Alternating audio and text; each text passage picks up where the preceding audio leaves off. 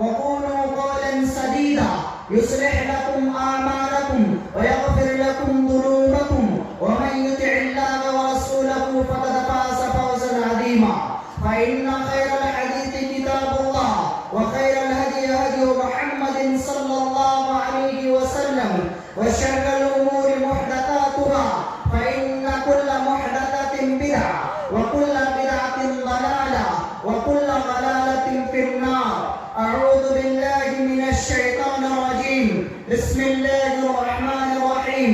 قد أفلح من تزكى وقال النبي صلى الله عليه وسلم من صام رمضان إيمانا واحتسابا غفر له ما تقدم من ذنبه. رواه البخاری في کتاب الصيام. حاضرین، آج ہم آپ کے سامنے مختصر وقت میں جو چند نصیحتیں کرنا چاہتے ہیں وہ یہ کہ ہم اپنے ایمان اور اعمال کا محاسبہ کریں اور جس طرح سے ہم نے رمضان میں نیکیوں کو انجام دیا آئندہ بھی دیتے رہیں. حاضرین، ہمارے لیے آج کا دن بہت مبارک دن ہے، مقدس دن ہے، خوشی کا دن ہے، فرحت کا دن ہے، مسرت کا دن ہے، عید کا دن ہے، تہوار کا دن ہے. کس کے لیے؟ اس مسلمان کے لیے جس نے روزہ رکھا. جیسا کہ اللہ کے رسول صلی اللہ علیہ وسلم نے فرمایا من صام رمضان ایمانا واحتسابا غفر له ما تقدم من ذنبه، کہ جس مسلمان نے روزہ رکھا اللہ تعالیٰ نے اس کے گناہوں کو معاف فرما دیا.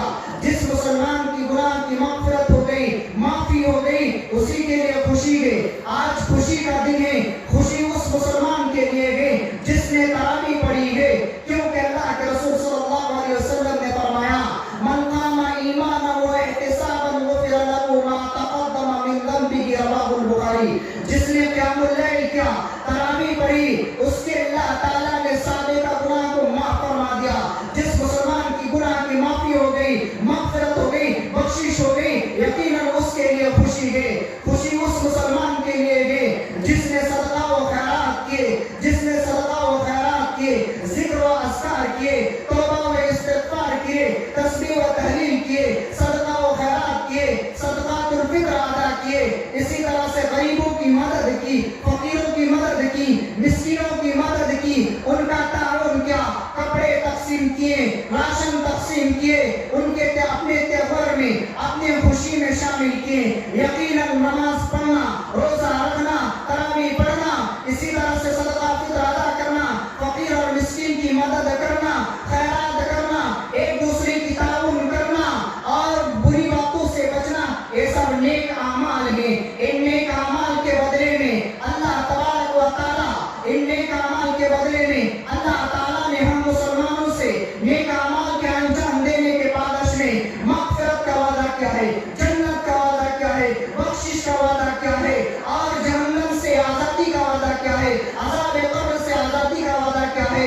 یقیناً خوشی ہے اس مسلمان کے لیے جو جہنم سے نجات پا جائے، جو عذاب قبر سے نجات پا جائے، جس کے لیے جنت ہم واجب ہو جائے، جو مغفرت کے مستحق ہو جائے. یقیناً اس کے لیے خوشی ہے. ہم نے یہ سب نیک اعمال انجام دیے ہیں، اللہ کا وعدہ ہے، رسول کا وعدہ ہے، ہماری مغفرت ہوگی، ہمیں جنت ملے گا. اللہ اور اس کے رسول کا وعدہ ہے جو کبھی جھوٹا نہیں ہو سکتا ہے. مسلمانوں، اس لیے ہم آپ کو نصیحت کرنا چاہتے ہیں، ہم آپ کو سبق دینا چاہتے ہیں کہ جس طرح سے ہم نے اس ماہ مبارک میں، ماہ مقدس میں، اس بابرکت مہینے میں نیک اعمال انجام دیے، اسی طرح سے جب ہم اپنے گھروں میں جائیں، جس طرح سے اللہ تبارک و تعالیٰ نے جس مقصد کے لیے اللہ تعالیٰ نے ہمیں پیدا کیا ہے اس مقصد کو کبھی نہ بھولئے. اللہ تعالیٰ نے ہمیں اپنی عبادت کے لیے پیدا کیا ہے. فرمایا وَمَا خَلَقْتُ الْجِنَّ وَالْإِنسَ إِلَّا لِيَعْبُدُونَ. لوگوں، انسانوں، جنوں، سنو، ہم نے تم کو صرف اپنی عبادت کے لیے پیدا کیا ہے. اللہ نے ہمیں صرف ایک مہینے کی عبادت کے لیے نہیں پیدا کیا ہے، بلکہ اللہ تعالیٰ نے ہمیں سب دن کی عبادت کے لیے پیدا کیا ہے. کیوں؟ اللہ نے قرآن میں فرمایا وَاعْبُدْ رَبَّكَ حَتَّىٰ يَأْتِيَكَ الْيَقِينُ. لوگوں، مسلمانوں، مومنوں، عبادت کرو، اس وقت تک عبادت کرو جب تک کہ تمہارے پاس تمہاری موت نہ آ جائے. صرف ہمیں عبادت رمضان میں کر لیے, نماز پڑھ لیے, تراویح پڑھ لیے, صدقہ و خیرات کر لیے, خوب خوب تقسیم کیے, خوب خوب مدد کی. اس کے بعد اس مصلی سے, اس عیدگاہ سے گئے, مسجد قاضی چھوڑ دیے, مسجدوں کو ویران چھوڑ دیے, نماز چھوڑ دیے. مسلمانوں ایسا نہ کرنا. اگر تم نے ایسا کیا تو پھر مومن نہیں ہو. کیوں؟ اللہ کے رسول صلی اللہ علیہ وسلم نے فرمایا, سنن ترمذی کی روایت ہے, اذا رأيتم الرجل يتعاهد الى المسجد فاشهدوا له بالایمان به. جب تم کسی مسلمان کو, جب تم کسی نوجوان کو, جب کسی مومن کو مسجد کی طرف آتا ہوا دیکھو, مسجد کی طرف جاتا ہوا دیکھو, مسجد کو آباد کرتا ہوا دیکھو, تو اس کے مومن ہونے کی گواہی دو. پتا چلا جو مسجد کو نہیں چھوڑتا ہے, مسجد کو آباد کرتا ہے, عبادتیں کرتا ہے, دعائیں کرتا ہے, سجدائیں کرتا ہے, رکوعیں کرتا ہے, نوافل کا اہتمام کرتا ہے, اسی طرح سے فرائض اور واجبات کا اہتمام کرتا ہے, حقیقی متقی ہوگی ہے, حقیقی مومن ہوگی ہے, حقیقی پرہیزگار ہوگی ہے.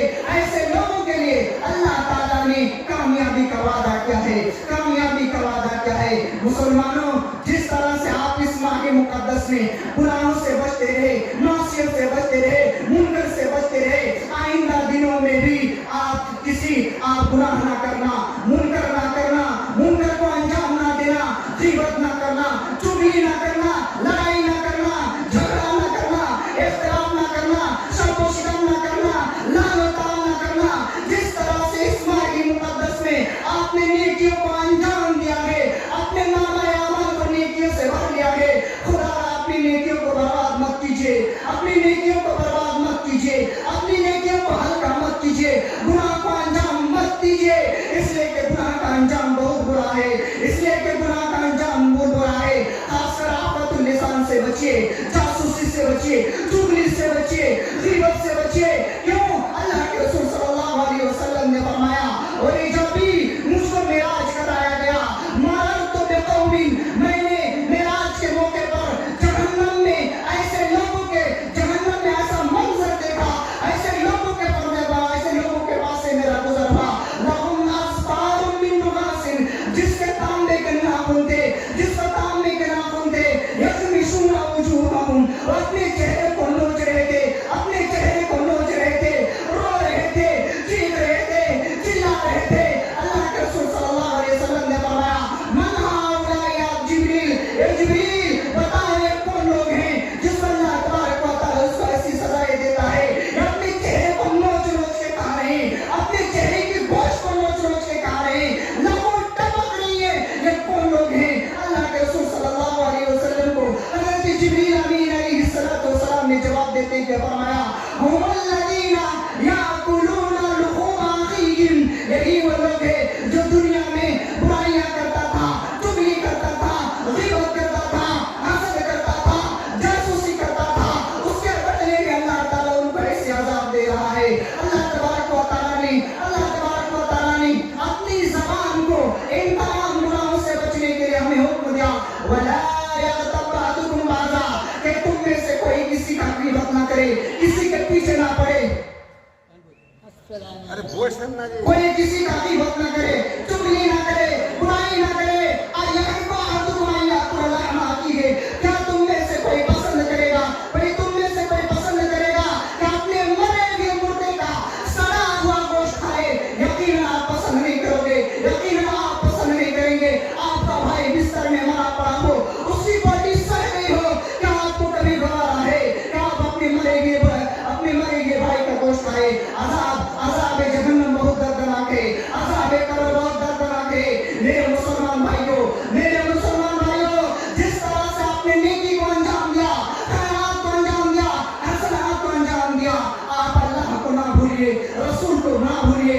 اس لیے کہ عید, حقیقی عید اسی کی ہے جو نیکیوں کو انجام دیتا ہے, اور نیکیوں کو انجام دیتا ہے, اعمال صالحہ کو انجام دیتا ہے, اور اس پر مداومت اختیار کرتا ہے, ہمیشہ اختیار کرتا ہے. اللہ تعالیٰ کے نزدیک سب سے پسندیدہ دین یہ ہے, سب سے پسندیدہ عبادت ہے کہ انسان اس پر مداومت اختیار کرے, استقامت اختیار کرے, اس سے نہ ڈٹے. کوئی بھی تکلیف ہو, کوئی بھی مصیبت ہو, کوئی بھی عذر ہو, وہ نماز نہ چھوڑے, مسجد کو نہ بھولے, برائی کو نہ انجام دے. لہٰذا ہم آپ کو نصیحت کرنا چاہتے ہیں کہ حرام خوری مت کیجیے, سود خوری مت کیجیے, رشوت خوری مت کیجیے. اپنی زبان سے, اپنے ہاتھ سے کسی کو تکلیف مت پہنچائیے, کسی کو تکلیف مت پہنچائیے, کسی کو تکلیف مت پہنچائیے. کیوں؟ حقیقی مومن, حقیقی مسلمان وہی ہے کہ جس کی زبان سے, جس کے ہاتھ سے اس کا دوسرا مسلمان بھی محفوظ ہو. المسلم اخو المسلم, مسلمان ایک دوسرے مسلمان کے بھائی ہیں, مسلمان ایک دوسرے کے مسلمان کے بھائی ہیں. اسی لیے اللہ تعالیٰ کے رسول صلی اللہ علیہ وسلم نے فرمایا وَلَا تَحَاسَدُوا, ایک دوسرے سے حسد نہ کرو, وَلَا تَبَاغَضُوا, ایک دوسرے سے بغض نہ رکھو, ایک دوسرے سے نفرت نہ رکھو, ایک دوسرے سے منقی نہ رکھو, ایک دوسرے سے دشمنی نہ رکھو, بلکہ کونوا عباد اللہ اخوانا, سب پر متحد ہو کر, متفق ہو کر کے اللہ ایک بھائی بھائی ہو جاؤ. ہماری دین ایک, شریعت ایک, اسلام ایک, رسول ایک, قرآن ایک. تو پھر ہم وہی قرآن, وہی شریعت, وہی قانون, وہی لوگ, وہی اصول ہم رمضان میں اس کو لاگو کرتے ہیں, دوسرے مہینے میں کیوں بھول جاتے ہیں؟ ہمارا اللہ ایک ہے, اسی نے ہم کو پیدا کیا, ہمارا خالق ہے, ہمارا رازق ہے, ہمارا مالک ہے, ہمارا داتا ہے, ہمارا شافی ہے. لہذا مسلمانوں اسی اللہ کی طرف رجوع کرو. جس طرح سے رمضان کے مہینے میں عبادت کرتے رہے, اسی طرح سے اللہ کی دروازہ, اللہ تعالیٰ کا دروازہ, رحمت کا دروازہ, مغفرت کا دروازہ, بخشش کا دروازہ ہمیشہ پہ کھلا ہے. اللہ تعالیٰ کا دروازہ بند نہیں ہے. لا تقنطوا من رحمت اللہ, اللہ سے دعائیں کرو, خدا بخشش طلب کرتے رہو. آپ نے جو نیکیاں انجام دیے اس کی قبولیت کے لیے دعائیں کرتے رہو, اس کی قبولیت کے لیے دعائیں کرتے رہو. اب آخر میں اللہ تعالیٰ سے دعا کرتے ہیں کہ اللہ تبارک و تعالیٰ ہمارے صیام یعنی روزہ کو قبول فرمائے. آمین بولیے. اللہ تعالیٰ ہمارے روزہ کو قبول فرمائے, اللہ تعالیٰ ہماری تراویح کو قبول فرمائے, اللہ تعالیٰ ہمارے صدقات و خیرات کو قبول فرمائے, اللہ تعالیٰ ہمارے صدقۃ الفطر کو قبول فرمائے, اللہ تعالیٰ ہمارے نوافل کو قبول فرمائے, اللہ تعالیٰ ہماری شب قدر کو قبول فرمائے, اللہ تعالیٰ ہمیں برائی سے بچائے, اللہ تعالیٰ ہمیں مسجدوں کو مزید آباد رکھنے کی توفیق دے. اللہ تعالیٰ ہمیں جس طرح سے رمضان میں روزہ کا نماز پڑھا, اسی طرح سے سال کے 12 مہینے میں اللہ تعالیٰ ہم سب کو نماز پڑھنے کی توفیق عطا فرمائے. اے اللہ تو ہم سب کو برائی سے بچانا, اے اللہ تو ہم سب کو منکر سے بچاؤ, اے اللہ تو ہم سب کو عذاب قبر سے بچا, اے اللہ تعالیٰ تو ہم سب کو عذاب جہنم سے بچا, اے اللہ تعالیٰ تو ہمارے لیے مغفرت فرما, ہماری گناہوں کی بخشش فرما. اے اللہ ہم میں سے جو بیمار ہے, اللہ تعالیٰ ہم میں سے جو بیمار ہے, اللہ تو ان کو شفا دے. اللہ اگر ان کے حق میں موت بہتر ہے تو موت دے دے. اللہ ہمارے گاؤں میں ایک اسلم نام کا نوجوان, اللہ بہت ہی لاغر اور کمزور اور بیمار مصیبت کی حالت میں, جو مدت سے سانس کر رہی, اللہ تعالیٰ اس کے لیے آسانی فرما, اللہ اس کے لیے آسانی فرما. یا اللہ اگر اس کے حق میں موت بہتر ہے تو موت دے دے, یا اللہ اس کے حق میں اگر شفا بہتر ہے تو اللہ تعالیٰ اس کو شفا دے دے. اللہ جس تکلیف میں مبتلا ہے اس تکلیف سے نجات دے دے. یا اللہ تو ہم سب کی دعاؤں کو قبول فرما. آمین. وآخر دعوانا ان الحمد للہ رب العالمین.